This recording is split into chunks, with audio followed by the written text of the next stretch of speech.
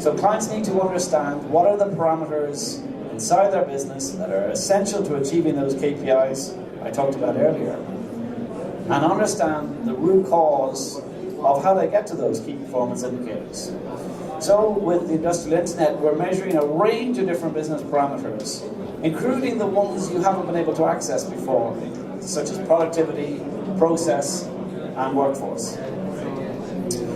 So there's a competitive advantage, not just because you're going after what you've historically known, but you're going after what you didn't know, the unknown unknowns, in areas like asset downtime, corporate compliance, getting more out of your assets, and scheduling your assets to work at times which are more conducive to your business. So this is a typical Irish mid-sized manufacturing organisation, where historically they would have said, we've used these same production processes for the last 20 years and they're pretty low tech.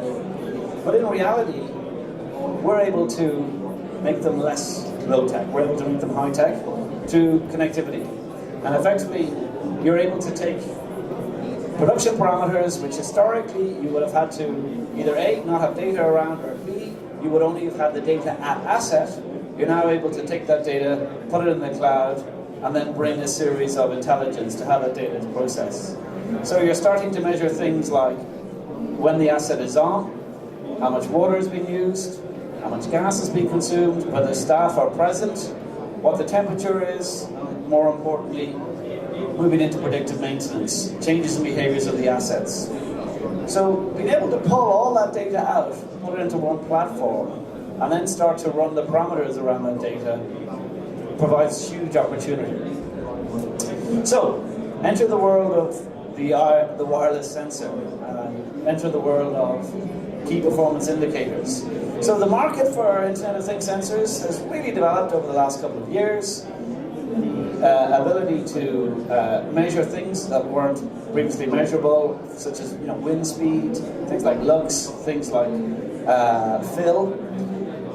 This means that you're less reliant on staff to do manual data capture. It also means you're able to be in a position where you have multiple data points which taken together help you understand underperformance. So all this data is taken into a cloud, and once you are able to add some algorithms to that data, you open up a whole world of performance improvement. Now, our platform is called OpsWatch, but other platforms do exist. And our clients are able to do one of two things. They're able to monitor performance based on multiple parameters, but also our platform is able to send them intelligent alerts to help them understand when their operation is about to go out of tolerance or has gone out of tolerance, how much that will cost and what impact that will have on production. And that's quite significant because you're talking about some big savings there.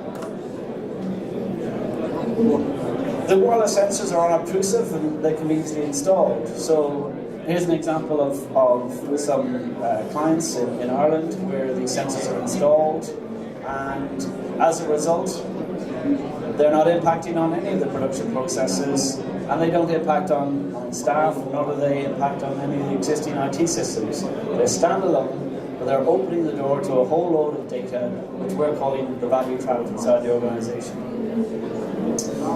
So typically within operational intelligence, we work within 5 key areas.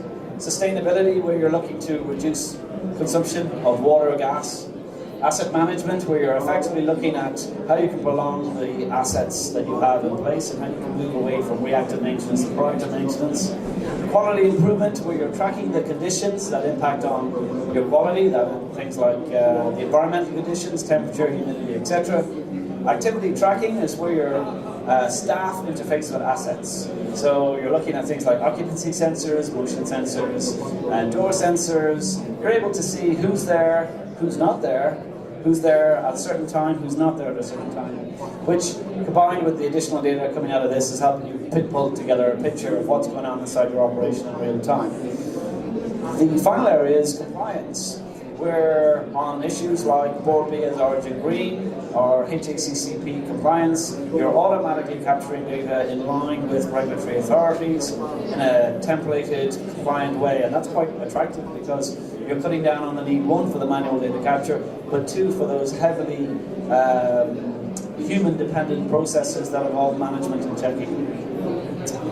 So, around a year ago, we developed the first smart bakery in Europe, in Bretzel Bakery in Dublin. And that got us a lot of attention, primarily because here's an example of a small and medium-sized business which historically wouldn't have invested a lot in industrial Internet of Things technology, which had a significant benefit on their business. Their managing director talks about becoming smarter, but also significant reduction in their costs. So within a year, we're able to get them to a 20% reduction in OPEX. They're now growing, and that number is getting bigger the longer the data is running. But the main challenge is around, they weren't able to understand what was happening inside their freezers. Their ovens were working at times which were inefficient. Dough temperature had huge variations in it. There was inconsistent standards and shift patterns, and they weren't intelligent enough around how they were using volumes of waters, temperatures of water. So operational intelligence for them helped them move away from using chemicals as they grow, as large bakeries do. You have to cheat to some extent to achieve scale, and instead they're able to use intelligence. And let's hear from the managing director.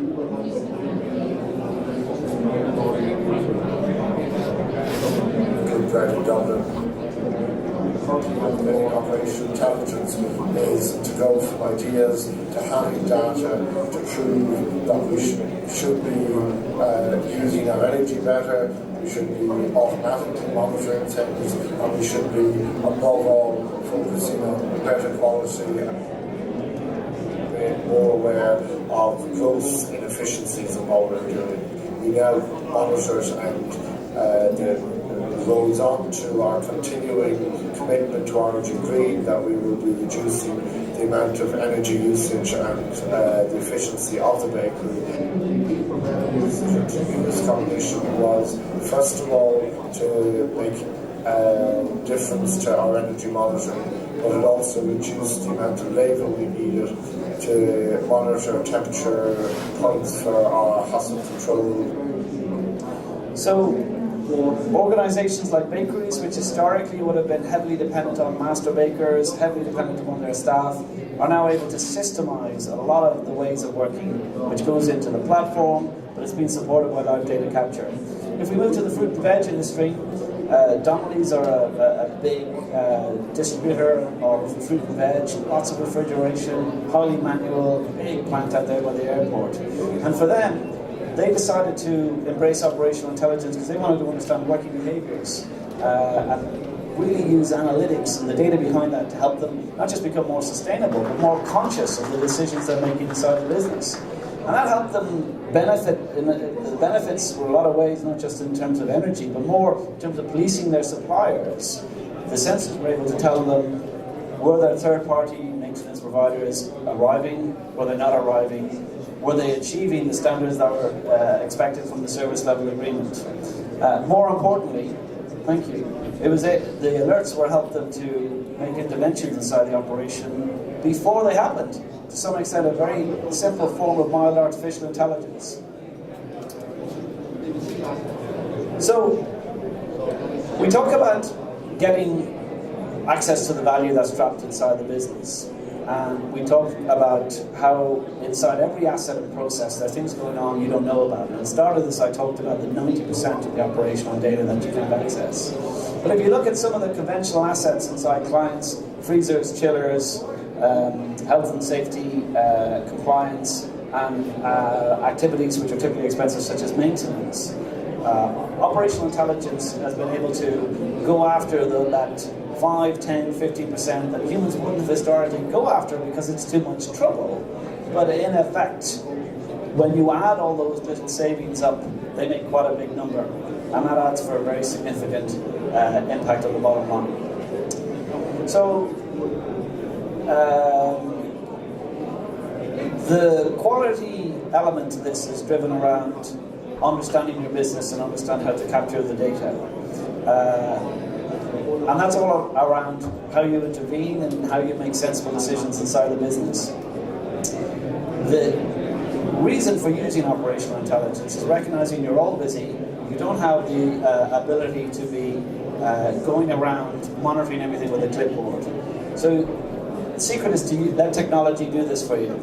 Help you understand what's going on at a minute level or a significant level inside your business, but also to be alerted to find out where exactly you need to intervene in real time, what that means for your business, and to understand the specific level why and the scale of the problem, so you feel more comfortable and you can sleep at night. So for a small, medium-sized business, as well as some of the bigger businesses, operational intelligence allows staff to feel more empowered. It allows managers to feel that they don't need to be on site as much.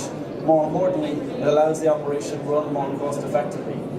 So the issues around quality, sustainability, asset management, compliance, and activity tracking merely just become another line on your business operations management report, which becomes automated and therefore easier to manage.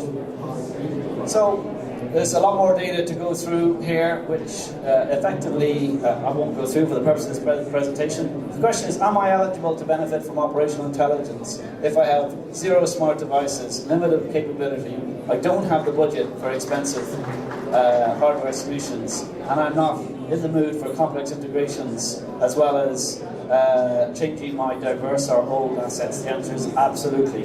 You can start with a very limited level of sophistication, capability, and in many cases, even if you have bad signal, all of these can be overcome using operational intelligence via industrial Internet of Things.